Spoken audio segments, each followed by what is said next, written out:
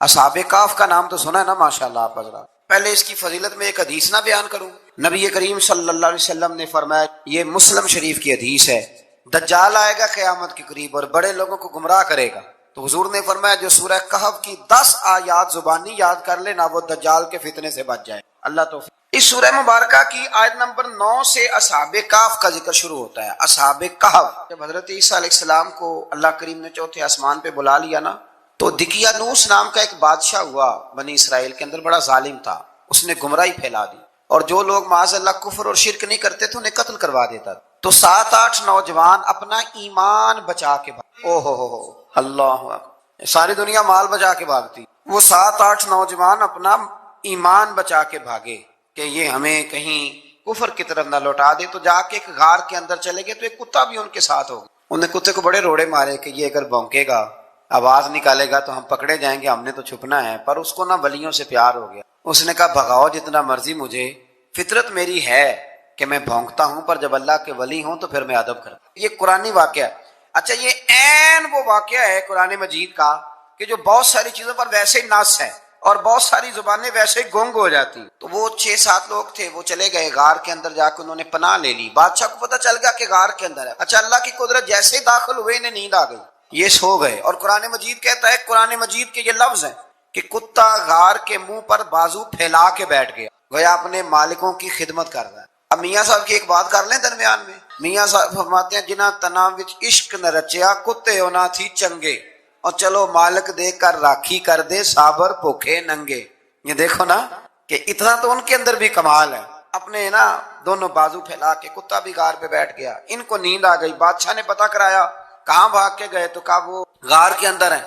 بادشاہ کہنے لگا کہ ان کی سزا یہ ہے کہ ایک دیوار چن دو غار کے منہ میں، غار کو ہی بند کر دو۔ جس بندے کی ڈیوٹی لگائی نا غار چننے کی، بندہ بڑا نیک تھا، اس کو دیوار بنانے کا ذمہ دیا، اس نے نا دیوار بھی بنائی اور ایک تختی پہ نا سب کے نام لکھے، اور وہ تختی ایک صندوق میں رکھ کے وہاں بند کر دی، اور اسی طرح کی ایک تختی اس کے نیچے لکھا کہ ایک تختی ان کے ناموں کی نا میں مال خزانہ میں بھی بند کر۔ اللہ تبارک و تعالیٰ کی قدرت کے بعد مفسرین نے لکھا ہے وہ 100 سال تک سوئے رہے، اور بعض نے لکھا ہے کہ 300 سال تک سوئے رہے۔ 300 سال کے بعد اس طرح ہوا کہ حکومتیں بدل گئیں۔ بیدروس نام کا ایک بادشاہ آ گیا، وہ بڑا نیک دل تھا، اس نے ہر طرف حضرت عیسیٰ علیہ السلام کی شریعت کا پھر سے نعرہ بلند کیا۔ اب نا کچھ لوگ ایسے تھے جو منکر ہو گئے تھے کہ مرنے کے بعد دوبارہ کیسے اٹھیں گے۔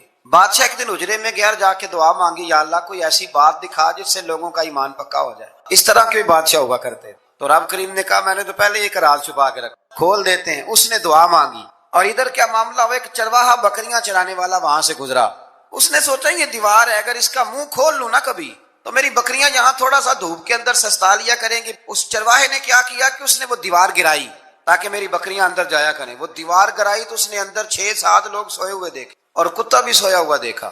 اللہ تبارک و تعالیٰ اپنی قدرت سے، اپنے فضل سے ان کی کروٹیں بھی بدلتا رہا۔ اپنی قدرت سے ایک طرف انسان پڑا رہے نا تو اعضاء گل جاتے ہیں، ان کی کروٹیں بھی بدلی جاتی، مناسب روشنی بھی دی جاتی، حرارت بھی۔ اس نے دیوار گرائی تو ان کی آنکھ کھل گئی، ایک دوسرے سے کہنے لگے آج تو بڑی گہری نیند سوئے ہیں یار، آج تو لمبی نیند پوری کر لی، چلو بھوک بڑی لگی ہے ایک دوست کو بھیجو۔ یہ سارا واقعہ قرآن مجید میں اپنے لفظوں میں بیان کر رہا ہوں۔ جاؤ ایک دوست کو بھیجو بازار سے نا کھانا لے آئے، پیسے وہی 300 سال پرانی کرنسی۔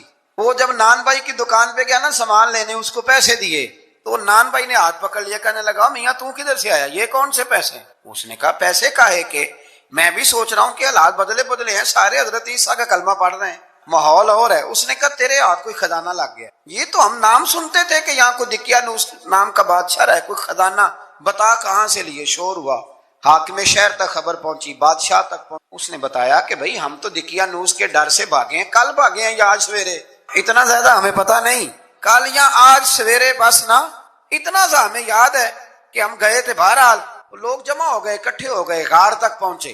اب جو غار کے اندر تھے وہ پتہ کہتے کہتے لگتا ہے ہمارا دوست پکڑا گیا ہے، پکڑا گیا ہے۔ تو اب بندے جمع ہو گئے، وہ اندر ڈر رہے تھے، تسبیح کر رہے تھے، اللہ کو یاد کر رہے تھے۔ ادھر یہ پہنچ گیا جب ان لوگوں نے یہ جیتا جاگتا رب کے فضل کا نمونہ دیکھا، اور بادشاہ نے کہا کہ یہ کیا ہے؟ صندوق کھولا تو اس کے اندر وہ تختی لکھی تھی کہ یہ ان کے نام ہے، یہ دقیانوس سے ڈر کے بھاگے ہوئے ہیں، یہاں یہ سو رہے ہیں، اور اسی کی ایک تختی میں نے فلان جگہ بھی دفن کیا، وہ تختی بھی وہاں سے نکل آئی۔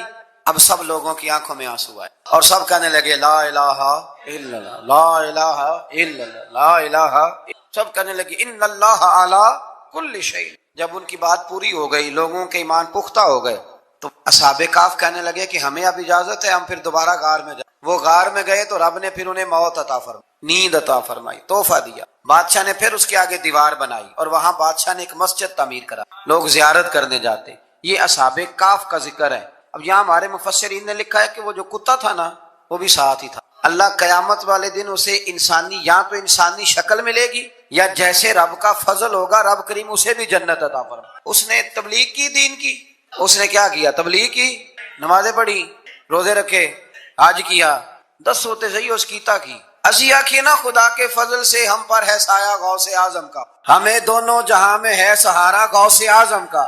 لوگ پریشان ہو جاتے ہیں، کہتے ہیں کس طرح کی بات کرتے ہو؟ تو میں نے کہا اصل میں تیرا عقیدہ کچا ہے۔ وہاں تو کتا چلا جائے ولی کے پاس تو رب اسے جنت دے دیتا ہے، تو جیگتا جاتا مومن جائے تو اللہ کیوں فضل نہیں فرماتا؟ اس سے آگے نا پھر آیت نمبر 32 ہے، اس میں اللہ تبارک و تعالیٰ نے 2 لوگوں کا واقعہ بیان کیا۔ فرمایا ایک شخص کے انگوروں کے باغات تھے اور چاروں طرف سے انہیں کھجوروں کے درختوں نے گھیر رکھا تھا اور درمیان میں کھیتی بھی تھی اور بیچ میں دریا بھی بہ رہا تھا، اور ان باغات نے بہت عمدہ فصل دی۔ ایک دن یہ شخص اپنے ساتھی سے کہنے لگا میرا مال اور افرادی قوت تم سے زیادہ ہے، مجھے یقین ہے کہ یہ باغ کبھی برباد نہیں ہو۔ اول تو مجھے قیامت کا یقین ہی نہیں معاذ اللہ، لیکن اگر قیامت آئی تو مجھے وہاں سے بھی بہتر مال ملے گا۔ اس کے دوسرے ساتھی نے کہا تو اپنی اصل کو بھول گیا ہے اور تو نے اپنے خالق کی ناشکری کی جو کہ وحدہ لا شریک ہے۔ اگر تم نے باغ میں داخل ہوتے وقت ماشاءاللہ لا قوت الا باللہ کہہ دیا ہوتا تو یہ تمہارے حق میں بہتر ہوتا۔ اگرچہ مال اور اولاد میں تم سے کم ہوں، لیکن میرا ایمان یہ ہے کہ اللہ تعالیٰ مجھے اس سے بہتر نعمت عطا کرے گا، اور آسمان سے کوئی آفت آئی اور تمہارا باغ تباہ و برباد ہو جائے گا، یا اگر اس کا پانی زمین میں دھس گیا تو پھر تم اسے تلاش نہ کر پاؤ گے، بالآخر اس شخص کا باغ برباد ہو گیا۔ وہ جو کہتا تھا نا مجھے یقین نہیں قیامت نہیں آئے گی، اس کا باغ ہی، اور وہ کف افسوس ملتے ہوئے کہنے لگا کاش میں نے شرک نہ کیا ہوتا، لیکن پھر اس کا کوئی نہ مددگار تھا اور نہ حمایتی۔ آیت نمبر 45 میں اللہ تعالیٰ نے دنیا کی زندگی کی ناپائیداری کی مثال سے بیان فرمایا کہ آسمان سے بارش نازل ہوئی، گھنا سبزہ نکلا، پھر وہ سوکھ کر چورا چورا ہو گیا، جسے ہوا اڑا کے لے گئی۔ مال اور بیٹے تو محض جیتی دنیا کا سنگار ہے، جب تک تم زندہ ہو تب تک مال بھی ہیں اور بیٹے بھی ہیں۔ والباقیات الصالحات، اگر کچھ ہے باقی رہے گی تو تمہارے اچھے اعمال باقی رہے، اور اگر اولاد نیک ہوئی تو وہ بھی باقیات الصالحات میں شامل ہو جائے گی۔ آیت نمبر 47 سے فرمایا کہ قیامت کے دن تمام روئے زمین پر ایک کھلے میدان کی صورت میں ہوگا، سب لوگ صف باندھے رب کے حضور اکیلے حاضر ہوں گے اور اپنے اعمال ناموں کو دیکھ کر خوف زدہ ہوں گے، کہیں گے ہائے افسوس اس اعمال نامے کو کیا ہوا، اس نے نہ کوئی صغیرہ گناہ چھوڑا نہ کبیرہ، مگر سب کو شمار کیا۔ آیت نمبر 50 میں حضرت آدم علیہ السلام کو فرشتوں کے سجدہ، ابلیس کی نافرمانی اور شیطان اور اس کی ذریت کے انسان کے دشمن ہونے کا بیان۔ آگے پھر ذکر شروع ہو جاتا ہے حضرت موسیٰ علیہ السلام اور حضرت خضر علیہ السلام۔ یہ لفظ خضر بھی ہے اور خضر بھی ہے، یہ 2-3 طریقوں سے پڑھا جاتا ہے۔ حضرت خضر کے بارے میں مختلف روایات ہیں کہ یہ ولی ہیں کہ نبی ہیں، لیکن مضبوط رائے اکثر بزرگوں کی یہی ہے کہ یہ بھی اللہ کے نبی، اور بعض نے لکھا ہے یہ ہمیشہ سے زندہ ہیں۔ یہ 2 اللہ کے نبی حضرت الیاس علیہ السلام اور حضرت خضر علیہ السلام، یہ دونوں ہر سال حج میں بھی جاتے، کیونکہ ایک روایت ملتی ہے کہ محبوب کریم علیہ السلام حج پہ گئے تو فرمایا میں الیاس اور خضر کو پہاڑوں سے اترتے ہوئے دیکھ رہا ہوں۔ تو جن کو اللہ نے کھلی آنکھیں دی ہوتی ہیں پھر انہیں زیارت بھی ہوتی ہے۔ امیر المومنین خلیفۃ المسلم افضل البشر بعد خلیفہ اول بلا فصل سیدنا ابو بکر صدیق رضی اللہ تعالیٰ عنہ کی عالی مرتبت پاک باز بارگاہ میں صرف محبت کا نذرانہ پہ ہم سب یہاں اللہ تعالیٰ بیٹھنا اخلاص والا بنا دے۔ ہم جو یہاں مل کے اللہ تعالیٰ ہم سب کے دلوں پر حضرت صدیق اکبر کا فیضان اس طرح جاری کر دے کہ ہماری زبانیں ہمیشہ سچ بات ہی اپنی زبان سے، ہر جھوٹ سے، ہر خلاف واقعہ بات سوکے سے اللہ تعالیٰ ہمیشہ کے لیے محفوظ کر دے۔ ہماری نسلوں میں بھی ہمارے گھروں میں بھی اللہ سچ کا چلن جائے۔ کچھ لوگوں کو لفظ محبت سے تو اختلاف نہیں ہوتا، لفظ عشق سے بڑا اختلاف۔ وہ کہتے ہیں محبت تو عشق کے، تو میرے بھائی عشق کی بہت ساری شریحات ہیں، بہت ساری اس کی تعریف کی گئی ہیں، تو ساری اس وقت بیان کر، بس جب محبوب آپ کے ذہن پر آپ کی اور آپ کی سوچوں پر پوری طرح حاوی ہو جائے تو پھر سمجھ لیں کہ اب محبت نہیں، وہ عشق بنا۔ نبی پاک علیہ السلام نے فرمایا ہے کہ محبت انسان کو اندھا بھی کر دیتی ہے، بہرا بھی کر دیتی ہے، گونگا بھی کر، نہ محبوب کا عیب نظر آتا ہے، نہ سنائی دیتا ہے، نہ زبان پہ آتا ہے۔ اگر کہیں کوئی بات کانوں سے سننے کو جی چاہے اور زبان سے کہنے کو جی چاہے، آنکھوں سے نظر آئے تو محبت تو ہے، لیکن اس نے محبت کا وہ پاکیزہ روپ نہیں اختیار کیا جو انسان کو عشق کی وادی میں لے جاتا۔ محبوب اور محب میں دو ذاتیں، ایک محبوب ہوتا ہے اور ایک محب ہوتا ہے، لیکن عشق کے اندر ایک ہی ذات ہوتی ہے، وہ معشوق کی ہوتی ہے، عاشق کی ذات کوئی نہیں۔ اگر آپ کی اپنی کوئی ذات ابھی ہے تو ہو سکتا ہے آپ کسی زاویے میں محب کہلا لیں، لیکن اگر آپ کو عاشق کہلانا ہے تو پھر آپ نہیں ہیں، پھر وہی ہے، اسی کا جلوہ ہے، اسی کی بات ہے، بس جلوہ تیری ذات کا کو بکو ہے، میں جدھر بھی دیکھتا ہوں ادھر تو ہی تو، پھر وہی ہوتا ہے۔ اگر ذاتیں دو ہیں، ابھی آپ کو کہیں نیند بھی آتی ہے، آرام بھی آتا ہے، کہیں آپ کا یہ بھی خیال ہوتا ہے کہ مجھے عزت مل جائے، مجھے پروٹوکول مل جائے، تو ہو سکتا ہے کسی زاویے میں آپ محب ہوں، لیکن عاشق ہر ایک نے ہی سرکار سے پیار کیا ہے، ہر ایک نے ہی محبت کی ہے، اور سب کا انداز نرالا ہے۔ تاریخ ساری مل کے بیٹھے گی تو حضرت سیدنا بلال حبشی کے عشق کی عین تک بھی پہنچ سکتی نہیں ہے۔ ساری دنیا مل کے بیٹھ جائے، اکٹھا کر لے سارا مواد، پر سیدنا عمار ابن یاسر کی محبت کی میم تک پہنچ سکتے، حضرت سلمان فارسی کی عقیدت کی عین تک پہنچ سکتے نہیں، ڈھونڈ کے لا سکتا زمانہ مثال ان غلاموں کی۔ لیکن اگر ساری دنیا، سارا علم، حکمت، دانائی، تصوف، طریقت، حقیقت، معرفت، ساری دنیا کا ادب، شاعری، ہر قسم کے فنون کو جمع کر کے کوئی محبت کا عنوان لکھنے بیٹھے گی تو اپنے قلم یہ لکھ کے توڑ دیں گے کہ بس اس سے آگے محبت کی تعریف نہیں ہے، محبت وہی ہے جو سیدنا ابو بکر صدیق نے نبی پاک سے کر کے، اس پر ختم ہو جائیں گے لوگ، کوئی اس کا کوئی جواب ہی نہیں، کوئی لینا دینا ہی نہیں۔ کبھی ایسا بھی ہوا ہے کہ کسی نے جوان بیٹیاں اپنی لگا دی ہوں محبوب کی نوکری کے لیے، لیکن حضرت صدیق اکبر رضی اللہ تعالیٰ عنہ نے جناب اسماء بنت ابی بکر جوان بیٹیاں، فرمایا پتر تازہ کھانا پکا کے غار ثور پہ پہنچانا ہے، اور جناب اسماء کہتے ہیں میرے گھر میں ابو جہل آیا اور اس نے آ کے پوچھا بتا کہاں لے کے گئے ہیں تیرے والد حضور، فرماتی ہیں جب میں نے حضور کا پتہ نہ بتایا تو میں کوئی معمولی نہیں، سردار کی بیٹی، ہمارے گھر کی طرف کبھی کسی نے جھانکا نہیں تھا، جرت ہی نہیں تھی کسی کی، مالدار باپ کی بیٹی، لیکن فرماتی ہیں جب اس نے زور سے تماچا میرے منہ پہ مارا اور جب میں لڑکھڑا کے گری، دوستو یہ کچھ نہیں تھا، یہ بھی اسی محبت اور عشق کا ایک نمونہ تھا جو جناب صدیق اکبر نے اپنے نبی سے کیا ہے۔ ڈینگے مارتے ہیں حاجی، ڈینگے مارتے ہیں بڑھ کے، او جی میں غار ثور پہ چلا گیا جی، میں سویرے گیا جی، میں پہنچ گیا، میں بعد 2 گھنٹے یہ فلانا پیچھے رہ گیا۔ او بھائی جان آپ جا رہے ہیں، رستے بن گئے ہیں، رستے میں 3-4 جگہ بیٹھنے کا، چائے پینے کا، پانی پینے کا بندوبست ہے، آپ دن کے وقت جاتے ہیں، جناب صدیق تو رات کو لے گئے حضور، اور اس رستے سے نہیں لے گئے جو رستہ معروف تھا، بلکہ اس رستے سے لے گئے جس رستے کو لوگ جانتے نہیں تھے، اور پھر جب وہ نکیلے پہاڑ دیکھے اور زمین کی تلخی دیکھی تو یہ محبت ہے نا، یہ پیار ہے نا، یہ اپنے الفاظ بھی خود بناتی ہے، محبت اپنا روپ خود بناتی، چیزوں کو کشید کرتی، اس کے رنگ، اس کے زاویے، اس کے طور طریقے اپنے ہوتے ہیں۔ یہ جو بیٹھ کے بیچارے دور تشریحات کر رہے ہوتے ہیں وہ محبت کر ہی نہیں سکتے، انہیں پتہ ہی نہیں، یہ اپنا رنگ روپ خود بنا لیتی ہے، یہ سلیقے اظہار کے خود بخود آ جاتے ہیں۔ تو حضرت صدیق اکبر نے نبی کریم کی بارگاہ میں عرض کی حضور رستہ دشوار ہے، پہاڑ نکیلے ہیں، مہربانی کریں میرے کندھوں پہ سوار نہیں ہو جاتے، پباں پار قدم نہیں جے لاؤندا، پباں پار قدم نہیں جے لاؤندا تے 100 پہاڑ تے چڑھیا جاندا تے او پیا جاندا دے یار نبی دا تے اے اصلی دلدار نبی دا۔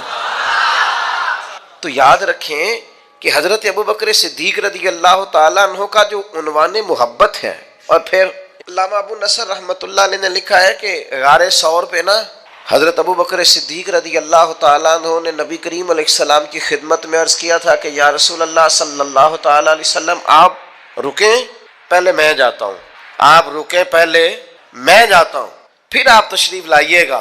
تو وہ فرماتے ہیں کہ یہ بات اس بات کی طرف اشارہ ہے کہ جس دل میں ابو بکر صدیق پہلے آئے وہیں حضور تشریف لایا کرتے، اور اگر جناب صدیق نہ آئے تو پھر حضور بھی. وہ فرماتے ہیں نبی پاک علیہ السلام نے چونکہ کبھی کسی کا احسان رکھا نہیں، حضور نے فرمایا چل ٹھیک ہو گیا ابو بکر سودا کر لیتے ہیں. گویا زبان حال سے سودا ہو گیا. غار میں پہلے صدیق گئے اور پھر حضور آئے، اور مزار میں پہلے حضور گئے پھر صدیق آئے. فرمایا جا تجھے بدلہ دیا. حضرت سیدنا ابو بکر صدیق رضی اللہ تعالیٰ عنہ نے نا 3 دن تک مسلسل 3 دن تک جناب صدیق نے نبی پاک کو غار ثور میں اپنے ساتھ رکھا. اور یہ ادا اللہ کو بڑی پسند ہے. اس نے بھی کہا اذہما فی الغار، جب وہ غار میں دونوں تھے نا اکیلے، اذ یقول لصاحبہ، جب انہوں نے اپنے صحابی سے کہا، کیا کہا؟ لا تحزن ان اللہ معنا، ابو بکر غم نہ کر، اللہ بھی ہمارے ساتھ.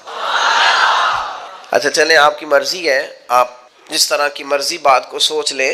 ایک تو یہ ہے کہ لا تحزن غم نہ کر اللہ ہمارے، یعنی کافروں کا غم نہ کر، وہ ہمیں پکڑ نہیں سکتے، اللہ ہمارے ساتھ ہے. اور ایک ہوتا ہے تصور شیخ، وہ ہوتا ہے تصوف میں، طریقت میں، معرفت میں اپنے شیخ کا تصور کرنا، یعنی اس کو سامنے بٹھا کے نا چہرے کی تلاوت کر. النظر الی وجہ رسول اللہ، میرا دل کرتا ہے حضور آپ بیٹھے اور میں زیارت کروں حضور کے چہرے کی.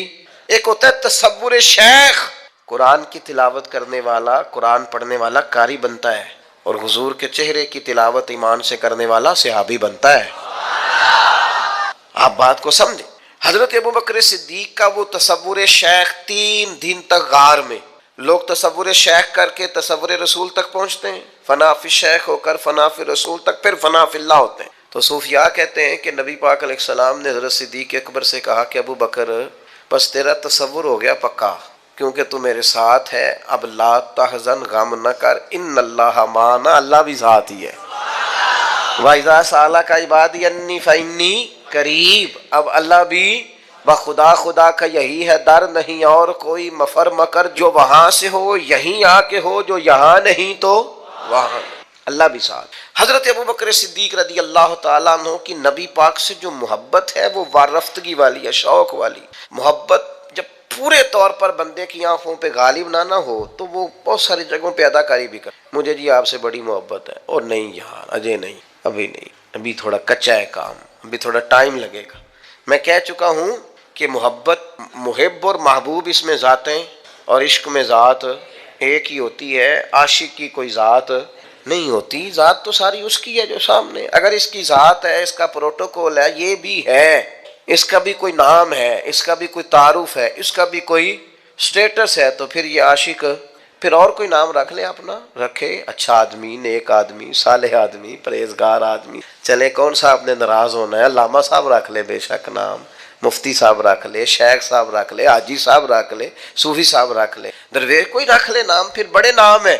میرے عزیز، محبت کو عروج جناب صدیق اکبر نے دی. اب دیکھیں نا، میں نے کہا کہ وہ محبت عنوان بھی قائم کر لیتی ہے، محبت کا رنگ بھی ہو جاتا ہے، محبت صورتیں بھی بنا لیتی ہے، محبت کا اپنا ایک.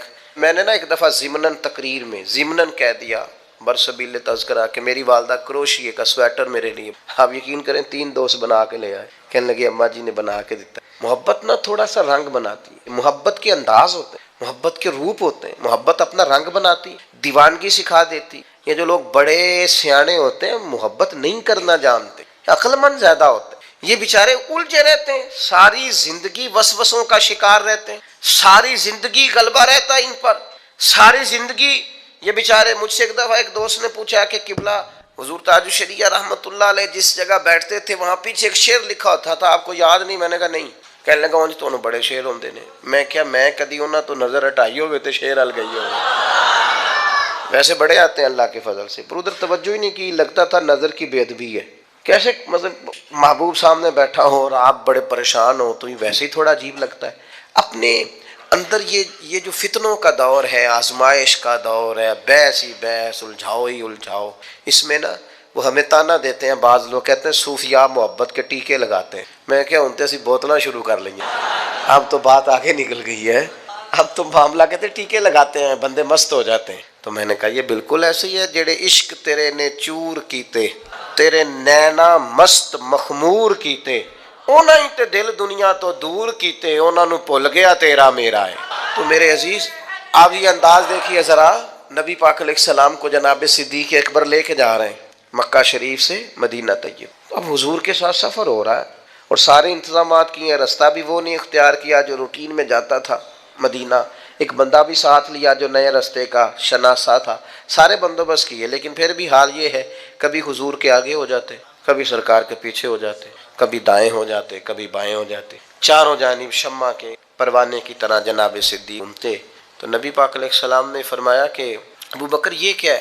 تو عرض کی حضور چونکہ سارے لوگ دشمن ہیں اور پیچھا کر رہے ہیں اور طاق میں لگے ہوئے ہیں، تو حضور مجھے نہ کسی وقت خیال آتا ہے کہ وہ اس طرف سے آگے سے جو پہاڑ ہے وہاں سے کوئی تیر، کوئی تلوار، کوئی نیزہ نہ آ جائے، دوڑ کے آگے ہو جاتا، پھر خیال آتا ہے کہ نہیں پیچھے سے بھی تو جگہ بنی ہوئی ہے، دوڑ کے پیچھے ہو جاتا، پھر خیال آتا ہے ادھر سے نہ کوئی آ جائے تو میں ادھر ہو جاتا ہوں، پھر خیال آتا ہے ادھر سے نہ کوئی آ جائے ادھر۔